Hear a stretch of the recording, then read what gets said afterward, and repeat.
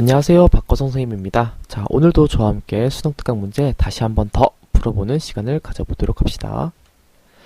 자, 94쪽의 1번 문제죠. 자, 한번 같이 풀어볼게요. 자, 기억부터 미음까지는 중의문의 예인데 이걸 중의성을 해소해봐라. 자, 그런 문제였습니다. 중의문이라는 것은요, 중의성을 가지고 있는 문장이다. 자, 그런 의미인데요. 중의성이라는 것은 뜻이 두 가지 이상으로 해석될 수가 있다. 즉, 의미가 모호할 수 있다라는 걸로 이해해도 다르지 않겠습니다. 자, 이 보기부터 한번 봐볼게요. 자, 학생들이 전부 오지 않았다. 자, 이 문장은요, 두 가지로 해석이 되죠. 그쵸? 학생들이 한 명도 오지 않은 것을 의미할 수도 있고요. 전부 오지 않았다. 요렇게요. 자, 그게 아니라 전부 오지는 않았다. 즉, 몇 명은 왔다. 이 두 가지 의미로 해석이 될 수가 있습니다. 자, 중의적이죠. 자, 1번부터 확인해 볼게요. 자, 학생들이 전부는 오지 않았다. 자, 이건 무슨 뜻입니까? 몇 명은 왔다는 뜻이죠. 그렇기 때문에 이 문장은요, 중의성을 가지고 있지 않아요. 이렇게밖에 해석할 수가 없습니다. 따라서 1번은 맞는 거죠. 자, 2번이요. 자, 우리는 아이를 차에 태웠다. 자, 아이를 차에 태운 게 왜 중의성을 가지는 문장일까요? 그렇죠. 자, 차에 태웠다는 것은요, 자, 우리가 직접 아이를 들어서 차에 넣는 직접 사동을 의미할 수도 있고요. 그렇지 않고, 자, 얘들아 차에 타. 이런 식으로 말로써 간접적으로 차에 타게 만든 걸 수도 있어요. 자, 그것을 간접사동이라고 하는데요. 자, 직접사동과 간접사동에 대해서는 수업 시간에 좀 더 구체적으로 정리하도록 하고요. 자, 이렇게 두 가지 의미로 해석이 될 수 있습니다. 자, 그럼 2번 볼게요. 자, 우리는 아이를 차에 타게 했다. 자, 뭐뭐 하게 했다라는 것은 사동문을 만드는 방법인데요. 자, 이것은요, 간접사동으로밖에 해석할 수가 없어요. 따라서 얘는 중의적이지 않고요. 그냥 간접적으로 타게 만든 그런 것으로 해석해야 된다라고 말할 수가 있기 때문에 2번도 맞습니다. 얘는 간접사동으로밖에 해석이 안 됩니다. 자, 3번이요. 자, 누가 그 시를 좋아합니까? 이것도 두 가지 의미로 해석이 되죠. 그쵸? 자, 어떤 의미로 해석이 되죠? 그렇죠. 그 시를 좋아하는 사람이 누구냐? 라는 의미일 수도 있고요. 그 시를 누가 좋아하냐? 아무도 그 시를 좋아하지 않는다. 자, 이런 수사 의문문으로 해석될 수도 있습니다. 자, 근데 3번 디귿 보면요. 어떤 사람이 그 시를 좋아합니까? 라는 의문문은요. 마찬가지죠. 그 시를 좋았다고 한 사람이 누구냐? 이렇게 물어보는 것과 누가 그 시를 좋아하냐? 즉, 이 수사 의문문으로 해석할 수도 있죠. 즉, 얘도 중의적으로 해석이 될 수가 있습니다. 따라서 3번은 틀렸습니다. 중의성이 해결되지 않아요. 자, 리을이죠. 형이 넥타이를 매고 있습니다. 자, 이거 수업 시간에 한번 다뤘었는데요. 뭐뭐 하고 있다. 라는 이 현재 진행형은요, 우리 국어에서 두 가지로 해석이 됐죠. 그쵸? 자, 이 진행으로요, 지금 막 넥타이를 매고 있는 그 상황을 가리킬 수도 있고요. 지금 진행하고 있는 지금 현재 상황이요. 그렇지 않고, 그가 이미 넥타이를 계속해서 매고 있다라는 완료 시제로서도 해석될 수가 있죠. 그쵸? 자, 그러니까 얘도 중의적인 문장인데요. 자, 이거 봅시다. 형이 넥타이를 매는 중입니다. 자, 요것은요, 현재 진행으로밖에 해석되지가 않죠. 그렇기 때문에 중의성이 해결된 겁니다. 자, 5번이요. 자, 포수들이 참새 3마리를 잡았다라는 문장은 두 가지로 해석될 수가 있죠. 그쵸? 자, 둘이 각각 3마리씩을 잡아서 총 6마리를 잡았다. 혹은 둘이 합쳐서 3마리를 잡았다. 이 두 가지로 해석될 수가 있을 텐데요. 자, 5번 보기 보면은, 자, 포수들이 각각 참새 3마리를 잡았다. 즉, 몇 마리 잡았다는 겁니까? 그렇죠. 6마리를 잡았다는 거잖아요. 따라서 5번도 중의성을 해소한 것이다 라고 볼 수가 있습니다. 정답은 3번 이렇게 찾을 수가 있네요.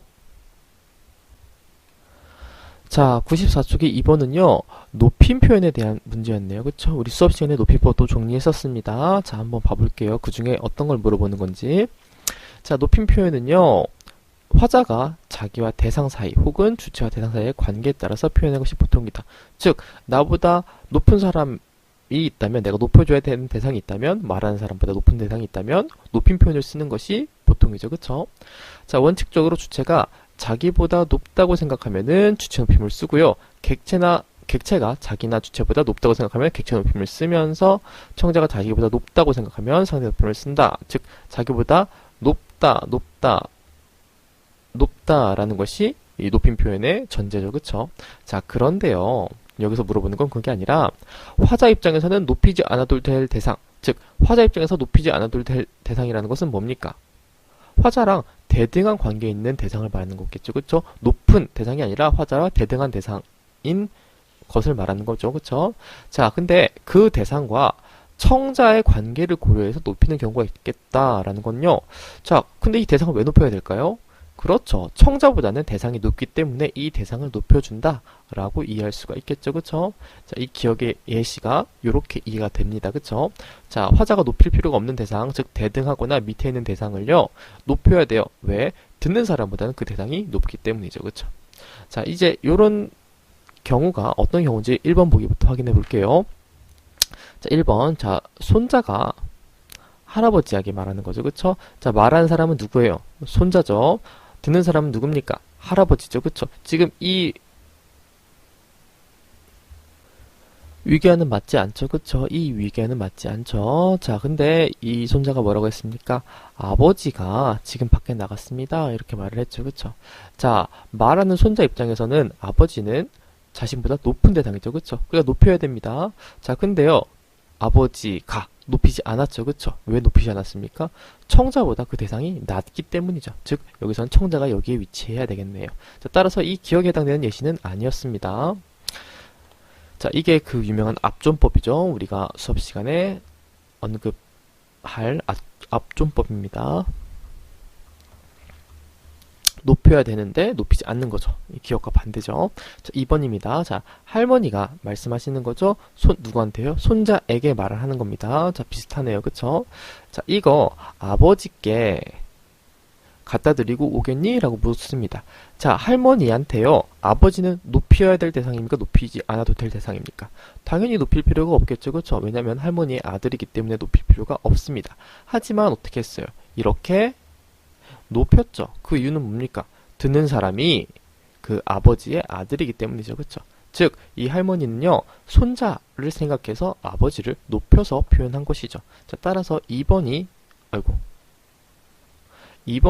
그 기억에 해당되는 예시가 되겠죠. 그쵸? 자, 3번입니다. 누나가 말을 하는 거죠. 그쵸? 누구한테 말을 해요?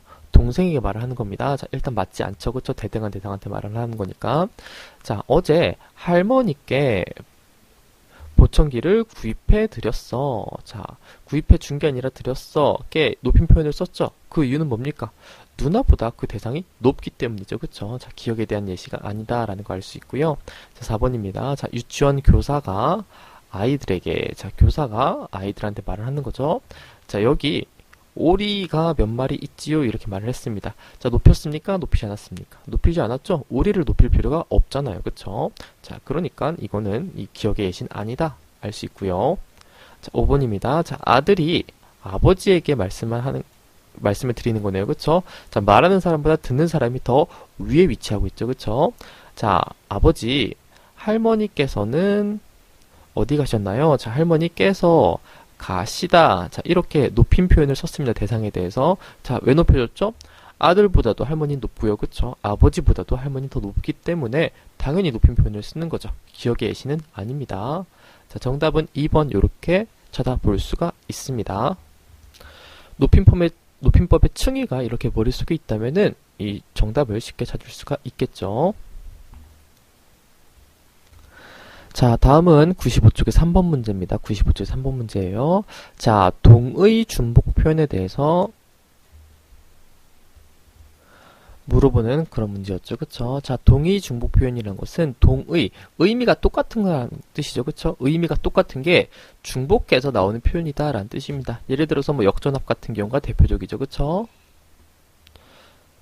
자, 역전이라는 것은 역 앞이란 뜻이죠. 그쵸? 자, 근데 역 앞에 앞. 자, 이런 식으로 똑같은 의미가 이렇게 반복된다는 겁니다. 그쵸? 자, 이런 경우에 하나를 생략하는 게 바람직하다라는 거죠. 그쵸? 역 앞이나 혹은 역전 이 두 가지 중에 하나를 생략해야 된다는 뜻입니다. 그쵸? 자, 그런데요. 지금 그걸 물어보는 게 아니라 동의 중복 표현처럼 보이지만 동의 중복 표현이 아닌 경우가 있대요. 그쵸? 즉, 두 말 중에 하나를 생략하면 전혀 다른 뜻이 되어버려서 둘 중에 하나를 생각하면 안 된다라는 게 기억의 예시입니다. 자, 그럼 직접 하나를 생각해서 뜻이 바뀌나 바뀌지 않나 그걸 보면 되겠죠. 그쵸? 자, 이제 1번부터 확인해 볼게요. 자, 야구 공은요. 자, 당연히 형태에서 분석하면 야구와 공으로 나눠지겠죠. 그쵸? 자, 야구의 구가 공이란 뜻이잖아요. 그쵸? 그러니까 동의 중복 표현이다 라는 겁니다. 다시요. 자, 야구 공에서 이 구가 공이기 때문에 이 둘 중에 하나를 생략해 주는 것이 좋다라는 건데요. 자, 봅시다. 야구랑 야구공이랑 같은 건가요? 다른 건가요? 당연히 다른 거죠. 그쵸? 야구라는 것은 어떤 스포츠 이름이고요. 그쵸? 야구공이라는 것은 그 스포츠에서 쓰는 공을 말하는 겁니다. 그쵸? 마찬가지로 축구와 축구공은 다른 거죠. 그쵸? 그러니까 둘 중에 하나를 생각하면 됩니까? 안 됩니까? 되지 않죠. 그럼 다 의미가 달라지기 때문에 따라서 1번은요. 동의 중복 표현처럼 보이지만요. 동의 중복 표현이 아니죠. 이해됩니까? 이 둘 중에 하나를 생각했을 때 의미가 달라지기 때문이죠. 자, 2번 볼게요. 자, 실내 안은요. 실내에서 이 내가 안이란 뜻이기 때문에 이 둘 중에 하나를 지우는 것이 좋다. 그런가요? 자, 실내와 실내 안 뜻이 같을까요? 다를까요? 같겠죠. 그러니까 실내 이것만 써도 될 겁니다. 그렇죠? 그렇기 때문에 얘는 동의중복 표현이 맞죠. 자, 초가집 봅시다. 자, 초가집에서 이 가라는 것은 집이란 뜻을 가지고 있잖아요. 그렇죠? 그렇기 때문에 그냥 초가 이렇게 써도 집이라는 의미가 포함되어 있구나. 그러니까 얘와 얘 둘 중에 하나를 지워도 되는 거구나. 즉 동의중복 표현이다 라고 말할 수가 있습니다. 자, 서로 상의하다에서요. 이 상의는요. 서로란 뜻을 가지고 있기 때문에 동의중복 표현이다 라는 것인데요. 자, 서로 상의하는 거랑 뜻이 같나요? 다른가요? 같죠? 그렇기 때문에 얘도 동의중복 표현이 맞습니다. 자, 5번이죠. 자, 미리 예상하다에서 이 얘가 미리란 뜻이므로 동의중복 표현이다 라는 건데요. 자, 미리 예상하는 거랑 뜻이 같죠? 그렇기 때문에 얘도 동의중복 표현이 맞습니다. 자, 그래서 정답 1번 아주 쉽게 찾을 수가 있고요. 95쪽에 4번 빨리 한번 풀어보도록 합시다. 자, 보기는요. 문법적으로 부정확한 문장을 보고 그 원인을 파악한 것이다.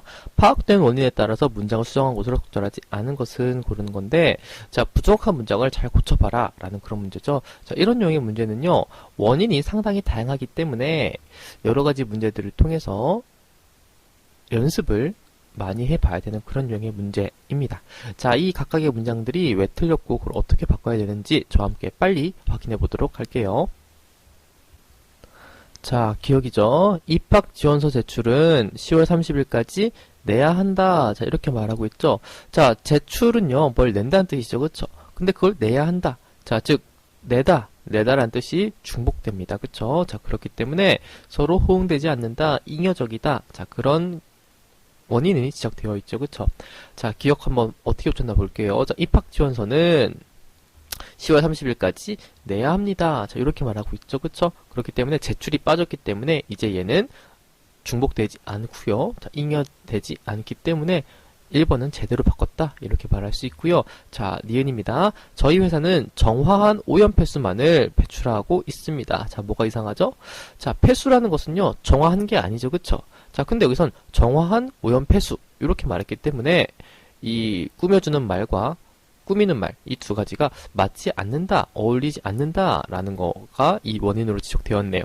자, 2번 어떻게 바꿨나 보면은 저희 회사는 폐수를 정화하여, 자, 폐수를 정화하여 배출하고 있습니다. 그렇죠. 얘는 수식이 된 게 아니라 폐수는 정화될 수 있는 거죠. 그쵸? 근데 정화된 폐수만 없는 겁니다. 그쵸? 자, 따라서 2번도 제대로 바꿔줬구나 알 수 있고요.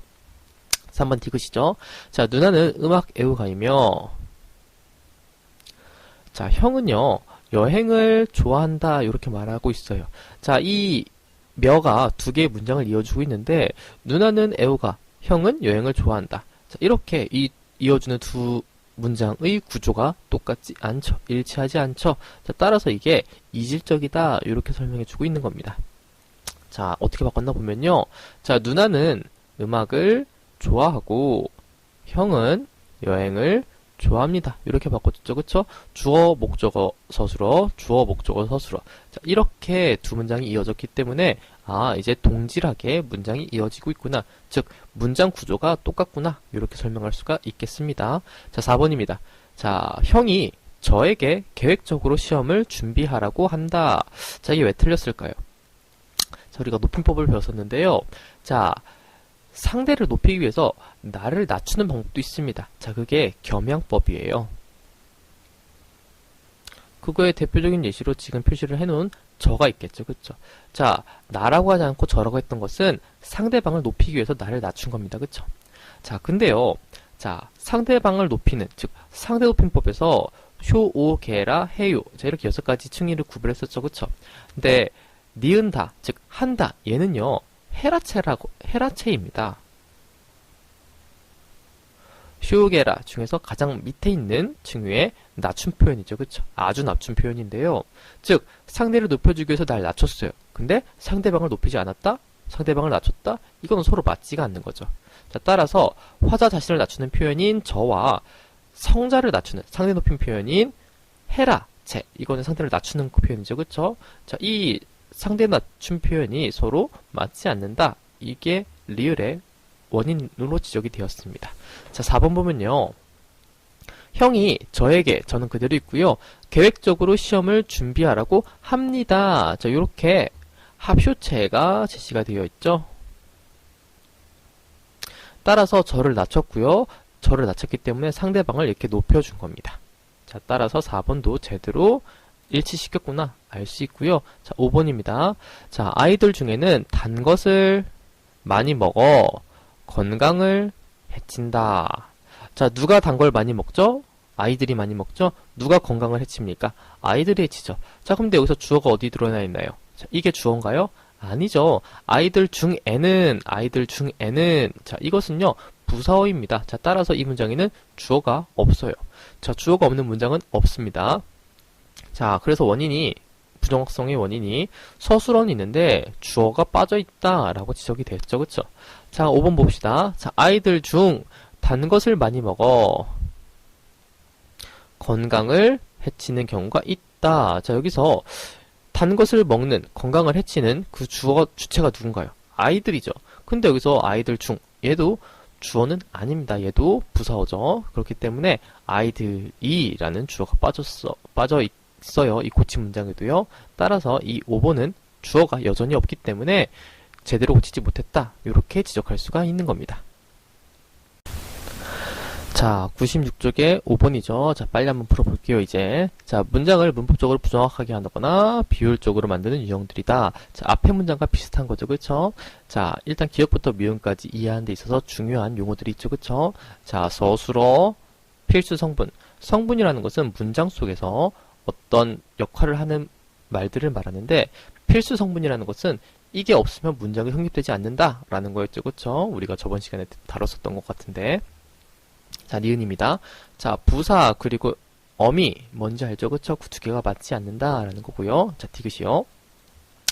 접속된 말 중 일부만이 서술어와 호응된다. 맞다라는 뜻이겠죠? 서술어와 맞지 않는 어떤 말들이 있다는 거죠. 자, 리을이요. 이중 피동 표현. 자, 피동이라는 것은 우리가 지난 시간에 다뤘어야 되는데, 자, 어떤 능동에 반대가 되는 수동 쪽으로 하는 그런 걸 피동이라고 하죠. 그쵸? 자, 이중피동이라는 것은 그 피동 표현이 2번 있다, 중복된다 라는 뜻입니다. 자, 미음이요. 서술어와 호응하지 않는 격조사 뭔지 알고 있고요. 자, 그러면은 기억부터 한번 확인해 볼게요. 인류는 자연을 정복하기도 하고 복종하기도 하면서 발전해 왔다. 자, 왜 틀리죠? 그렇죠. 자, 복종하다라는 것은요. 자, 인류가 복종하다. 자, 이거 문장이 성립합니까? 안 합니까? 안 하죠. 인류가 어디에 복종하다. 자, 이런 말이 가운데 들어와야지만 이 문장이 성립해요. 즉, 필수 성분인 어떤 말이 빠진 건데, 지금 얘는 부사어거든요. 그래서 이런 것들을 필수적 부사어다라고 한다고 우리가 지난 시간에 언급했던 것 같죠. 자, 따라서 이 1번은요, 필수적 부사어가 빠진, 이 서술어에 필수적 부사어가 빠진 그런 예시다. 맞습니다. 자, 2번이죠. 자, 비록 그 사람이 우리를 떠다면 우리는 더 잘해낼 수 있을 것이다. 자, 비록 뭐뭐 하면. 자, 이건 맞나요? 틀리나요? 틀리죠. 비록 뭐뭐 할지라도 혹은 뭐 비록 뭐뭐 하나 뭐 이런 식의 어미와 결합이 되죠. 비록이라는 부사어는요. 자, 따라서 이 부사 비록과 연결어미 면은 서로 호응하지 않습니다. 뭐뭐조차 뭐뭐나 뭐뭐 할지라도 뭐 이런 식으로 어미가 바뀌어져야 될 겁니다. 자, 따라서 2번도 이거에 대한 예시 맞고요. 3번이죠. 접속된 말 중 일부만이 서술어 호응하는 경우. 자, 봅시다. 원주민과의 충돌이나 민족의 정체성을 상실하는 문제가 발생한다. 자, 여기서 서술어 보면은 뭐가 서술어죠? 그렇죠. 자, 여기서 문제가 발생하는데 무슨 문제냐면 상실하는 문제잖아요. 그쵸? 자, 따라서 상실하다가 이 안기 문장의 이제 서술어인데 민족의 정체성을 상실하는 거 맞죠? 그쵸? 자, 근데 원주민과의 충돌 이건 서술어가 없잖아요. 그쵸? 그렇기 때문에 이 서술어에 요거는 그 호응을 하지만 이 앞에 있는 말, 이 인하로 연결된 앞에 있는 말은 호응되는 서술어가 없죠. 그렇기 때문에 접속된 말 중에 일부만 서술어 호응하고 있다가 맞는 거죠. 그쵸? 그래서 이게 서술어가 호응되려면 뭐 원주민과 충돌하거나 이렇게 서술어가 하나 생겨야 되겠죠. 그쵸? 자, 4번입니다. 자, 이 창문은 너무 커서 이 커튼으로는 햇볕이 다 가려지지 않습니다. 에서 문제가 되는 건 뭐냐면은 자, 가려지지입니다. 자, 가려지지라는 것은 형태적 분석하면 어떻게 분석될 수가 있나요? 그렇죠. 가리다에 어지다. 그래서 이 어가 합쳐서 려로 바뀐 거잖아요. 그쵸? 자, 이중피동이란 건 뭐냐면은 자, 가리다. 이거는 피동 표현인가요? 피동 표현이 아닌가요? 피동 표현이 아니죠. 자, 이 어지다가 결합되면서 이게 피동 표현으로 바뀐 겁니다. 자, 따라서 얘는 이중피동이 아니에요. 이중피동이라는 것은 가령 뭐 늘다에 피동접사 리가 붙어서 늘리다 이렇게 쓸 수가 있잖아요. 그쵸? 자, 늘리다라는 것은 피동 표현이죠. 그쵸? 자, 거기에 어지다가 붙어서 자, 늘려지다 이렇게 된다면은 얘는 이것도 피동이고 이것도 피동이니까 이중피동 표현이다 라고 말할 수 있지만 여기 가리다 할 때의 리는요 피동 표현이 아니죠. 이 어지다만 피동 표현입니다. 따라서 얘는 이중피동이 아니라 그냥 피동 표현이 하나만 들어있는 표현이다 라고 말할 수가 있겠죠. 자, 따라서 4번은 이중피동이 아닙니다. 자, 이제 5번이죠. 자, 신라와 고려시대 때 글씨로는 김생, 유신, 탄현, 최후가 능하였다. 자, 이렇게 말하고 있는데, 자, 능하였다. 자, 앞에 어떤 조사가 와야 될까요? 그렇죠. 어디에 능하다. 자, 그렇게 연결되잖아요. 그쵸? 즉, 능하다라는 서술어는요, 어디에라는 조사가 와야 되는데, 여기선 로는이 왔기 때문에 틀렸다라고 말할 수가 있겠죠. 정답은 4번 이렇게 확인할 수가 있겠네요. 자, 피동문에 대해서는 자, 우리 수업 시간에 좀 더 정리하는 시간을 가져야 됩니다. 자, 이제 마지막 문제죠. 자, 빨리 풀어볼게요. 자, 문법적으로 바르지 않은 문장이다. 마찬가지로 같은 유형의 문제죠. 자, 그 원인과 정확히 수정된 문장을 바르게 짝지은 것을 고르는 그런 문제입니다. 자, 그 친구의 최대 장점은 다른 사람들과 원만하게 지내면서도 자기 자신에는 엄격한 것이 장점이다. 자, 뭐가 문제일까요? 그렇죠. 다 느꼈겠지만 최대 장점은 장점이다. 자, 이렇게 주어와 서술어가 중복되잖아요. 그쵸? 자, 인격적인 표현이기 때문에 좀 어색한 거죠. 그쵸? 자, 그래서 자, 이 원인들 보면은 주어와 서술어의 호응이 이루어지지 않다. 좀 잉여적이다. 라는 원인이 적절할 겁니다. 자, 연결어미나 관형격 조사의 불필요한 관형격 조사의 부사격 조사 이런 것들이 문제가 아니죠. 그쵸? 자, 그래서 어떻게 바꿔야 되냐면 그 친구의 최대 장점은 엄격한 것이다. 뭐뭐 하는 것이다. 자, 이렇게 주어 서술어가 연결되는 거죠. 그쵸? 서술어의 장점을 빼면 이 두 개가 호응이 잘 이루어지겠죠. 잉여롭지 않겠죠. 자, 같이 한번 문제 다시 풀어봤는데요. 자, 지루하고 재미없었겠지만 이렇게 끝까지 다 듣느라 고생 많았고요. 자, 수업 시간에 봅시다.